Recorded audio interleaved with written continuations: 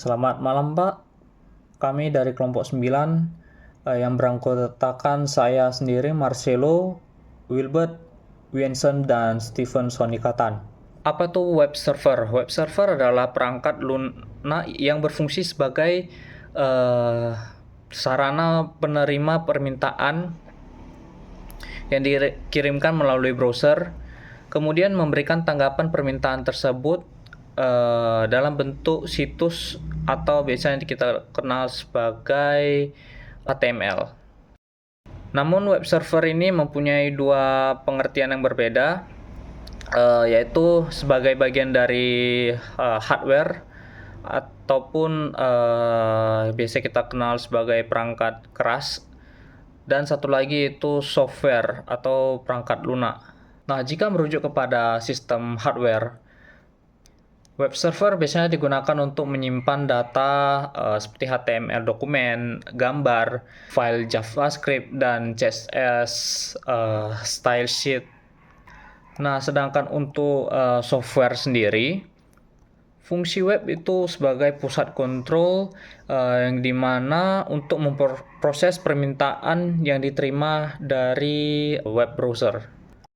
Nah, jadi semua yang berhubungan dengan website itu ada hubungannya dengan web server.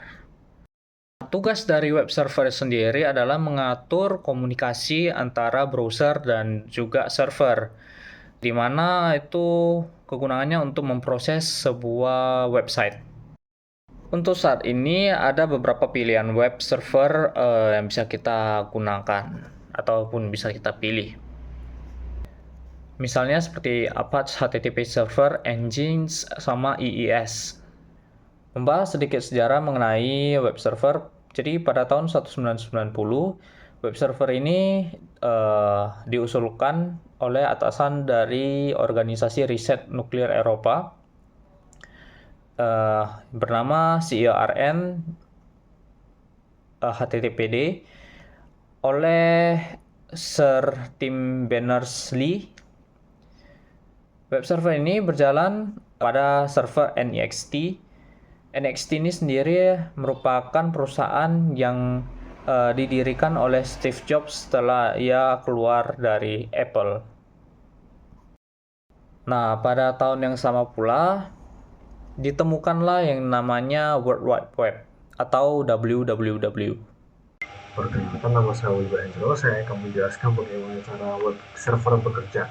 Pertama adalah browser mengirimkan permintaan kepada web server untuk informasi yang terdapat dalam server dalam bentuk HTTP request. HTTP request tersebut ialah sebutan dari permintaan yang dikirimkan oleh browser dan akan diperiksa oleh server. Setelah berhasil diverifikasi, maka server akan mengembalikan proses tersebut pada sang responder. Dilanjutkan dengan fungsi dari web server. Berikut adalah fungsi dari web server. Pertama, yaitu memastikan informasi yang tersimpan dapat tersedia dan dapat digunakan kapan saja. Yang kedua, memberikan ruangan portable tanpa memberikan perangkat pengguna. Dan yang ketiga, memiliki pemeriksaan keamanan terhadap HTTP yang dikirimkan oleh browser kepada server. Kegunaan lain dari web server ialah sebagai server yang melayani permintaan dari browser itu sendiri. Dilanjutkan dengan produk-produk dari web server, kita ada 4, yaitu Apache, Nginx, IIS, serta Lightspeed Web Server. Berikut ini akan kita lampirkan perbedaan dari keempat produk web server tersebut. Pertama kita ada Apache, yaitu pengaturan yang lebih mudah, open source, serta komunitas yang besar. Yang kedua kita ada Nginx, ringan, banyak fitur dan stabil, serta performanya yang tinggi. Ketiga kita ada IIS yang mendukung penuh pada Windows serta kemampuan pengecekan dan kesalahan. Ketiga kita ada Lightspeed Web Server yang memiliki penjagaan DDoS atau Distributed Denial of Service, recover kesalahan secara langsung, serta kompatibel dengan HTA Access. Kita memiliki pertanyaan di mana kita dapat mendapatkan layanan web server. Kita dapat mendapatkan layanan tersebut melalui cara download file instansi serta meletakkannya ke dalam komputer lokal kita. Tapi cara ini tidak dapat diakses di mana saja kecuali IP pengguna memiliki IP yang dinamis. Cara menangkalnya itu ialah dengan menyewa perangkat VPS. Saya akan menjelaskan tentang instalasi web server. Web server kita kali ini akan menggunakan Apache 2. Untuk melakukan instalasi Apache, kita harus login sebagai root dan menggunakan perintah sudo apt install apache 2, kemudian y. Tunggu hingga proses selesai, dan untuk alasan keamanan, silahkan disable directory listing. Untuk mendisable directory listing dapat menggunakan sudo set min i kutip 2 slash option index follow symlink slash option follow symlink slash kutip 2 slash etc slash apache 2 slash apache 2 dot conf.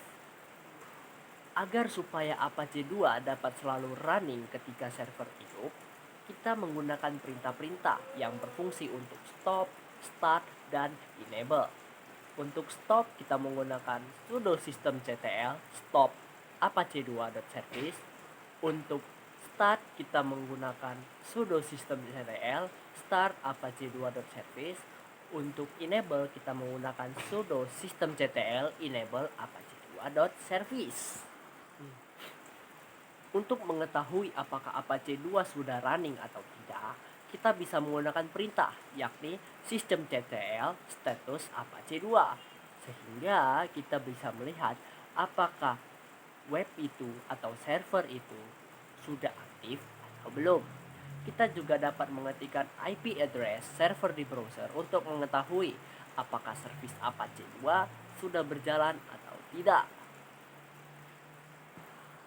Kurang lebih begitulah cara untuk instalasi web server melalui Apache 2. Sekian dan terima kasih.